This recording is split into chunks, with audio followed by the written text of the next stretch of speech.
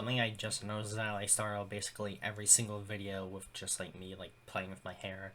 I don't know if it's getting annoying or just like I don't know. I don't know. I just like doing this to my hair. It's like you have to make it perfect, you know. Anyway, one of the best aspects of the Beyblade Burst franchise are the Beyblades. They're like the prime selling points.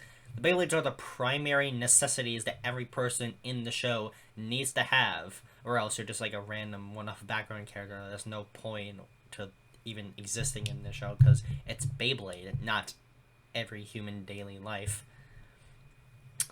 Basically, you need to have a Beyblade so you can defend yourself. That's why they talk about fighting to survive in some of the theme songs. It was all there for a reason. It's like the Hunger Games.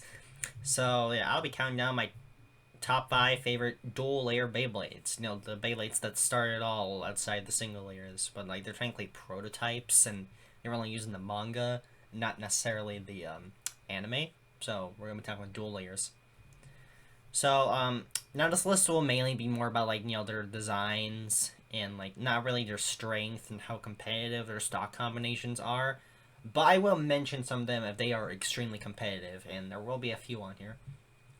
So now let's begin. But before we get into all that, be sure to like, subscribe, share it with your friends, check out my post on Strawpoll, check out my DeviantArt, check out my Twitter. All the links are in the description. Let's start the video now.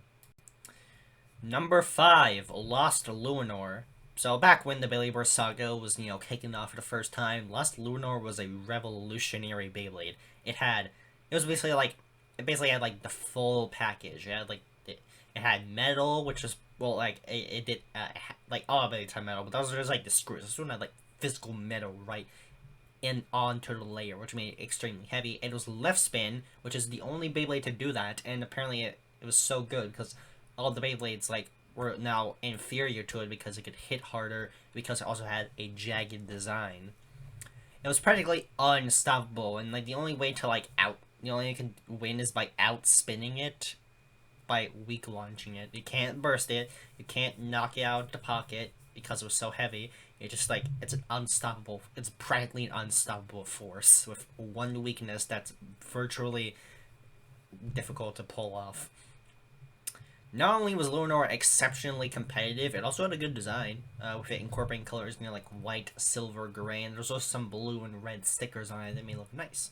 In my opinion, the creation of Lost Luinor is what really defined the future of the Beyblade Burst competitive scene. It was left spin, which was competitive, and metal, which was competitive, and there was a hard-hitting attack type, which was competitive. If they didn't make Lost Luinor at all, I don't think that the Beyblade Burst competitive scene would be as big as it is now. Now basically like with like every new like Beyblade Burst season, like Evolution, Turbo, Rise, Surge, and yeah, just basically just like a new like Lunar for each of those, which like makes it seem like this like first Lunar was definitely what like defined the Lunar line from that point onward, and like what made Beyblade so like competitive and stuff.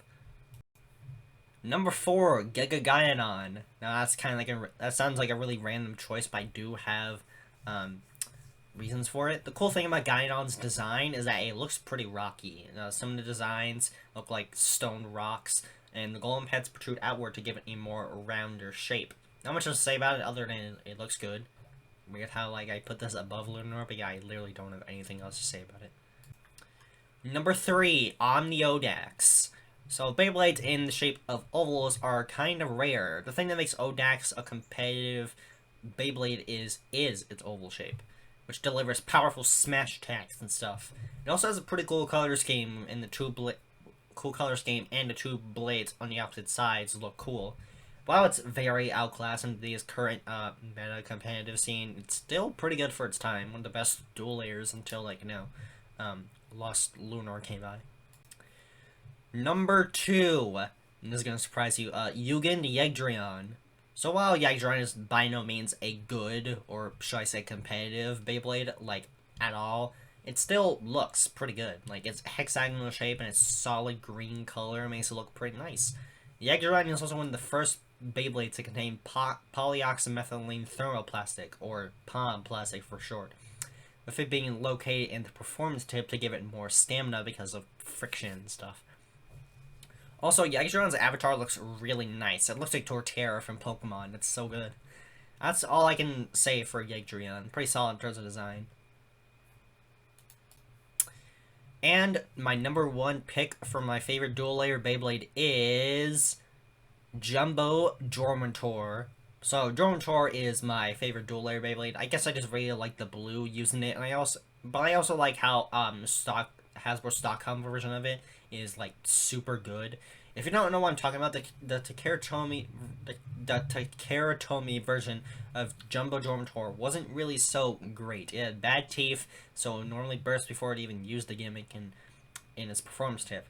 But Hasbro remodified this Beyblade to make it even better. They improved the Beyblade's burst resistance. They made the second performance tip have good life after death. So whenever you pit a Beyblade against Jumbo Dormantor, it'll be no contest because Jumbo Dormantor, I'm getting so tired of saying Jumbo Dormantor, would be very good. That's all I have to say about Jumbo Dormantor. It's a great Beyblade, and I definitely have to say it's my favorite dual layer of all time. I think it's why I incorporate it into like my Beyblade test team because like I really like the Beyblade. Also, like it's like Silver X like color scheme for that one, and that's like very solid and kind of looks a little ugly. It does look nice though. And that was my top 5 favorite dual layer Beyblades. If you like this video, consider hitting the like button and subscribing as well. Sharing with your friends, check my personal straw poll, check out my Victorian, check out my Demon Art. The links are in the description. You know, I think I end off every video playing with my hair. Yeah. Anyway, I'll see you guys next time.